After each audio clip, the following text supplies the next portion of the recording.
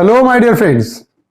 I'm Dr. Wasim I Khan, Assistant Professor, Shri Shivaji Law College, Parbhani, Maharashtra, India. So today's point of discussion will be a very important defense available for the law of tort, that is voluntary non-fit injuria. In other words, it can be said that a defense of consent.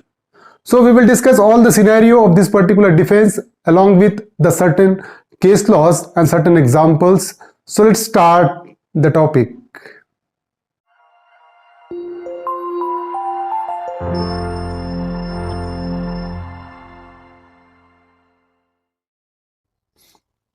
Justification in tort, voluntary non-fit injuria, we will discuss in this particular lecture. So as we know very well, there are certain defenses which can be availed by the defendant and he can avoid his liability. So as we know very well, plaintiff tried to win the case by proving the essential of tort. If a plaintiff wants to win the case, he has to prove the essentials of tort, and by proving the essential, he can win his case. Similarly, defendant also tries to win by establishing some defenses. And suppose if the plaintiff proves all the essential of tort, then defendant can take a defense and he can avoid his liability by establishing a certain defense. So the first defense which can be availed by the defendant in a tort is called a voluntary non-fit injuria. So when a person consents for infliction of harm upon himself, he has no remedy for that in a tort. Suppose if any person who has already consented to do a certain act, and if the opposite party by doing that particular act causes any kind of harm or damage to the person who has consented to the wrong, then the person who suffered a damage, a person who suffered a loss is having a no remedy in a tort. So why? Because if I consent for a particular act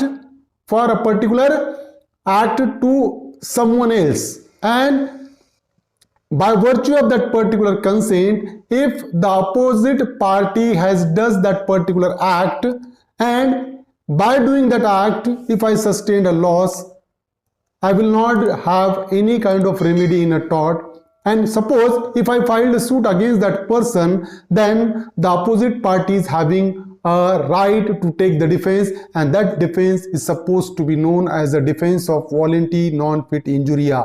In other words, we can say this particular defense as a defense of consent. That means if a person has consented to do something or has given permission to another to do certain things, and if he is injured because of that, he cannot claim a damages. So if I consent to any person for a particular act, and while doing that act, if he sustained any kind of loss to me, I cannot file a suit against him. And if I filed a suit against him, he will be entitled to take the defense of consent because I have already consented to that particular act. For example, A purchases a ticket for a car race, and while watching the race, and collision of car happens and the person is injured. Suppose if I purchased a ticket for the car racing, and while I am watching a car race, there is a collision between the two cars, and by that particular collision, if I sustain any kind of damages, if I sustain any kind of injury, I cannot file a suit against the defendant. And if I filed a suit against the defendant is having a right to take the defense of consent, because I knows very well the consequences of purchasing the tickets. I knows very well if I purchase a ticket of a car race that there may be a possibility of collision between the two cars, and if there will be a collision, I may sustain a loss, I may sustain an injury. I knows very well prior to the purchasing of that particular ticket. So under such a circumstances, defendant is having a right to take the defense of consent. Now, consent to suffer the harm may be express or implied. So the consent to suffer the harm, it may be express or implied. There are two types of consent. One may be express consent, another may be implied consent. So express consent means consent given to a doctor. So we knows very well that suppose if we bring any patient to the doctor, then before performing an operation, before giving any kind of treatment to the patient, doctor used to obtain a consent form from the relatives of the patient, and that particular consent which we have given to the doctor, that consent is supposed to be known as express consent.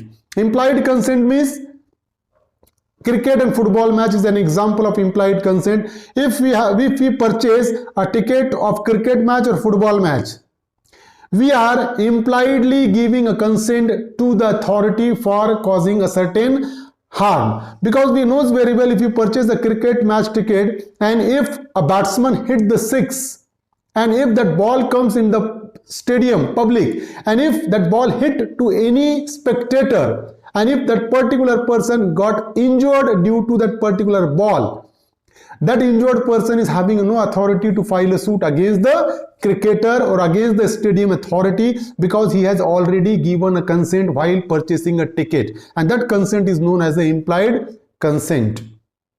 Essential of voluntary non-fit injuria. Following are the essential of voluntary non-fit injuria. The first one is consent must be freely given. So whatever the consent given by the party, that consent must be freely given. Suppose if one person put a gun on his head, and by putting a gun, if he has obtained a consent, that consent will not come under the category of free consent. So if the consent is freely given, then only defendant will be entitled to take the defense of voluntary non-fit injuria, otherwise not. Woolridge versus Summer, this is a particular case which explained the defense of voluntary non-fit injuria. So there was a horse race organized by the defendant, and one photographer, while clicking the photos, he was very busy in clicking the photos, and he was very close to the horse. One horse runs furiously and dashed to that particular photographer, and photographer got injured. Photographer filed a suit against the organizer who has organized that particular horse race.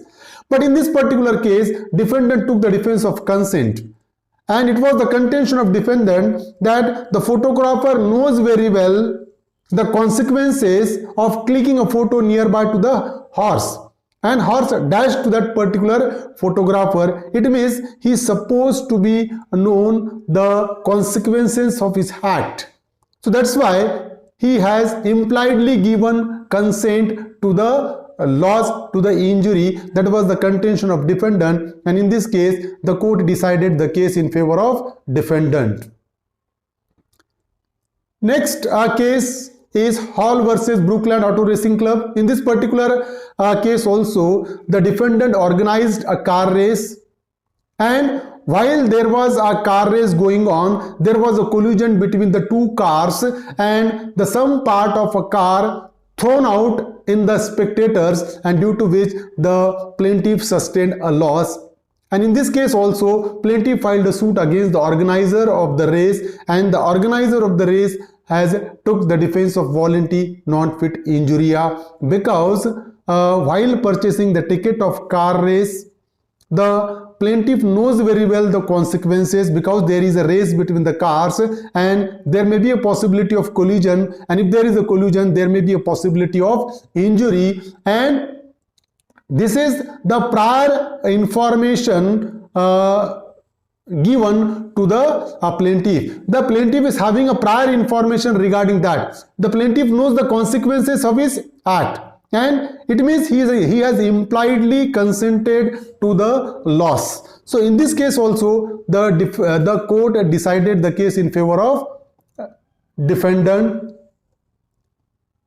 Now, second essential of voluntary non-fit injuria is a not for illegal act. Consent should not be for illegal act. No consent can legalize an unlawful act or an act which is prohibited by law. If any act which is already prohibited by law, then no consent can legalize that act which is prohibited by law. If the law prohibit any act, no consent can legalize that act. No consent can make any unlawful act as to lawful one. It was observed that no person can give consent to another person to commit a crime.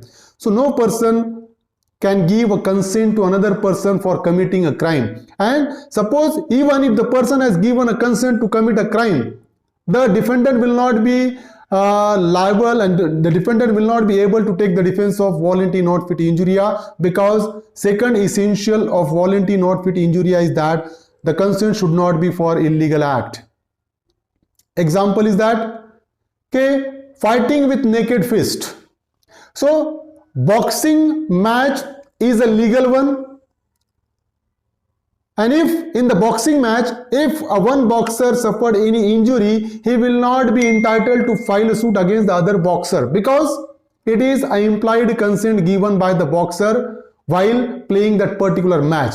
But suppose fighting with naked fist, suppose if the two persons agreed together and they fight with each other with a naked fist, and if one person sustained an injury and the injured person filed a suit against the other person will not be entitled to take the defense of voluntary not fit injuria. He cannot say that he has consented, because no consent can legalize any unlawful act. So because this consent is for an illegal act, if the consent is for a legal act, then only the defense of consent will be available, otherwise not. Duel with sharp sword. If there is a fencing match with a sharp sword and sharp sword, then it's okay. But if the duel with sharp sword, it is an illegal activity and no consent can legalize this particular act. Now, exemption to the maxim. There are a certain exemption to the maxim when the defendant will not be entitled to take the defense of voluntary not fit injuria. The first one is consent under compulsion or fraud.